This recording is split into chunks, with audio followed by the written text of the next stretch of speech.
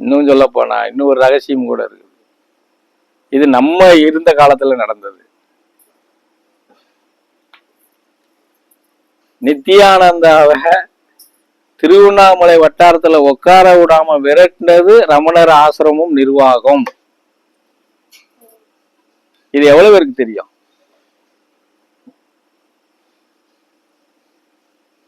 உற்றிருந்தால் அந்த பதியில ரமணர் ஆசிரமமும் எந்த ஆசிரமமும் அந்த அளவுக்கு வந்திருக்காது. நித்யானந்தா தான் இன்னைக்கு பெரிய, எப்படி சொல்றது, சிவனுக்கு நிகரா இருந்திருப்பாரு அந்த ஆசிரமம்.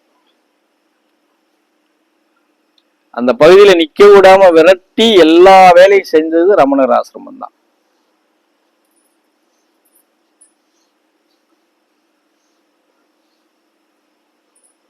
இப்போதைக்கு நீங்க பெரிய ஆசிரமம் எடுத்துக்கிட்டா ரமணர் ஆசிரமம் தான்.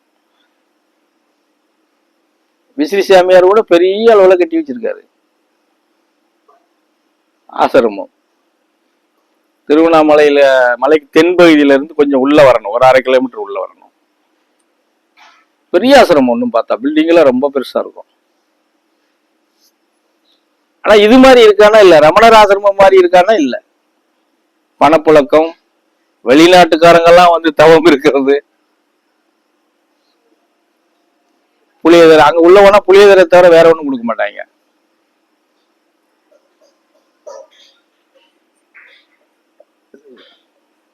சரியா? அப்ப இதெல்லாம் வந்து நம்ம எந்த அடிப்படையில சொல்றது?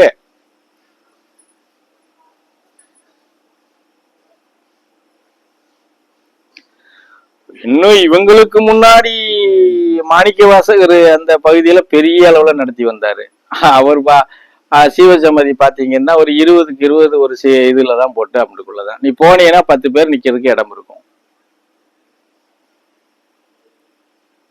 மாணிக்க வாசகர் எவ்வளவு பிரபலமா கொண்டு வர்றோம்.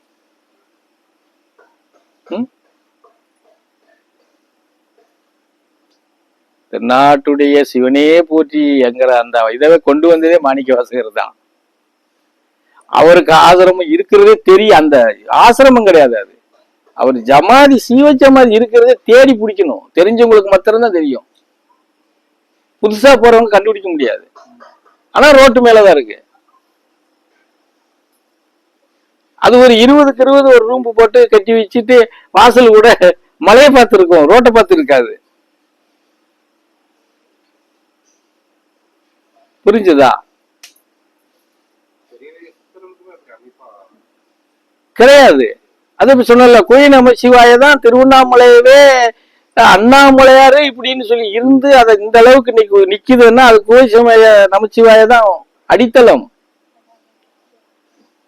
அவர் இருந்த கொகை கூட இன்னைக்கு 3/4 பேருக்கு தெரியாது. அவர் இருந்த வாழ்ந்த கொகை கூட பாதி இன்னைக்கு இருக்கிறவங்களுக்கு யாருக்குமே தெரியாது.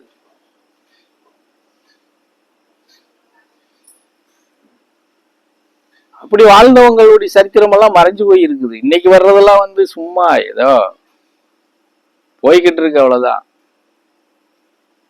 அப்ப இன்னைக்கு வந்து வேற மாதிரி ட்ரெண்டா இருக்குது. சித்தப்பன், பெரியப்பன், மாமே, மச்சான், உயிர் நோயில செத்தவனா இருந்தாலும் சரி, எங்கனே உளுந்து செத்தவனா இருந்தாலும் அவனும் சிவபதம் அடைஞ்சிட்டார் அப்படின்னு சொல்லி அதுக்கு ஒரு டாமினேஷன் போட்டு அதுக்கு ஒரு இது வடிவத்தை கொடுத்து விளம்பரம் பண்ணி எடுத்துடுறாங்க. அது ஒரு வியாபார நோக்கமாவே ஆயிப்போச்சு.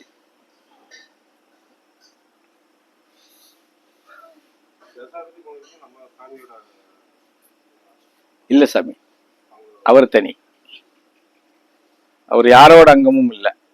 ஆமா,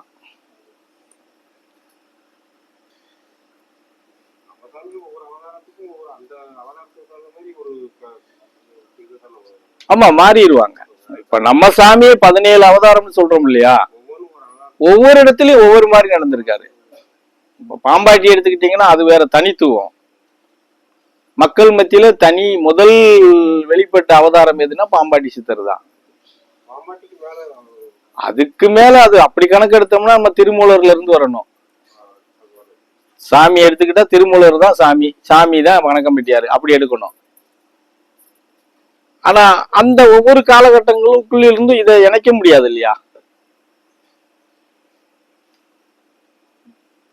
நோக்கங்கள் வேணும், அவங்களுடைய எது வேணா அவங்களுடைய நோக்கத்துக்கு ஒவ்வொரு வடிவம் ஒவ்வொரு அவதாரம் எடுத்து வந்திருக்கிறாங்க. இதெல்லாம் நமக்கு புரிய வச்சதுல சாமி தான். ஆன்மா ஒண்ணுதான், சரீரங்கள் அங்கங்க வந்திருக்கும். அதையாண்டா நீ தேடுறேன் பாரு. அதுக்குள்ள போய் நீ என்ன செய்ய போற? அவர் பேசுறது வேற மாதிரி இருக்கும். அது எப்படி சொல்ற, தூய தமிழ்ல பேசுவாரு. அங்க எதுக்கு ஊம்ப போற அப்படிம்பாரு. புரிஞ்சதா? அதனால நம்ம சாமி பாம்பாட்டிக்கு குருவா வந்தது திருமூலர் தானே. பாம்பாட்டி சித்தருக்கு குருவா ஞான உபதேசம் கொடுத்தது யாருன்னா திருமூலர் தானே. அந்த அனுமா தானே கொடுத்துருக்கு. புரிஞ்சதா? அந்த மாதிரி அங்க பாம்பாட்டிக்கு பிறந்தவர் தான் அருணகிரி.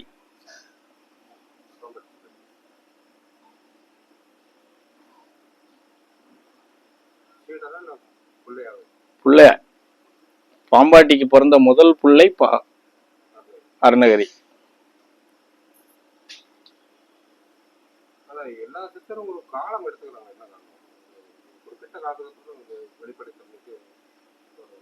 எல்லா சித்தரும் அப்படி எடுக்கிறது இல்லையா, ஒரு சிலர் தானே எடுக்கிறாங்க. மீதி எல்லாம் அப்படியே மறைஞ்சு போயிடுறாங்க இல்லையா.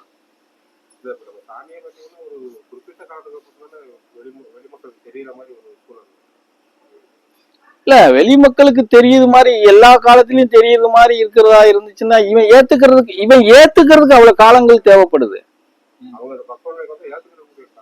அவங்க இவர் எப்படி சொல்றது, இவர் ஒரு மகான் தான், இவர் ஒரு சித்த யோகி தான், இவர் ஒரு ஞானி தான் அப்படின்னு இவன் ஏத்துக்கிறதுக்கு அவ்வளவு காலங்கள் தேவைப்படுது. அவங்க வெளிப்படுறாங்க. தேசாமியும் கணக்கு வீட்டிலே பிறந்தாங்க வளர்ந்தாங்க. வயசுல எல்லா பசங்க பண்ற சேட்டையும் அவரும் பண்ணியிருக்கிறாரு. புரிஞ்சுதுங்களா? ஒரு கட்டத்துல கல்யாணம் ஆகுது. கல்யாணம் ஆகி ஒரு 1.25 வருஷம் குடும்பம் நடத்துறாரு. குடும்பம் நடத்தி துணைவியாரும் குழந்தையும் மறைஞ்சிடுறாங்க. அந்த காரியங்கள் முடிஞ்சு அடுத்து இவர் மறைகிறாரு. இடத்துல எங்க இருக்காருன்னு தெரியாம மறைஞ்சு போயிடுறாரு.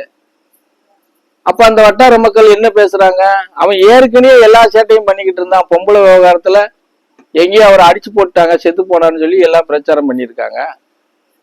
9 வருஷம் கழிச்சு அவர் வெளிப்படுறாரு. அப்ப இந்த ஜனங்கள் என்ன நினைப்பான்? ஏத்துக்கிற மாட்டாங்க. நம்ம ஊர்லயே பிறந்தா, நம்ம ஊர்லயே சுத்தி தெரிஞ்சா, சேட்டையெல்லாம் பண்ணிக்கிட்டு இருந்தா, இப்ப எங்க போனாலும் இன்னும் சொல்ல போனா அவர் மேல போட்ட பழி பாவம் எல்லாம் நிறைய. திருடன் கொள்ளையடிச்சுட்டு தெரியறக்கா, இப்படி வேஷம் போட்டுக்கிட்டு தெரியறான் அப்படின்லாம் சொல்றாங்க. அந்த ஊர்ல அந்த நேரத்துல சமயத்திலேயே கணக்கம்பட்டியில கூட்டுறவு பேங்க்ல எவனா கொள்ளையடிச்சிட்டு போயிட்டான்.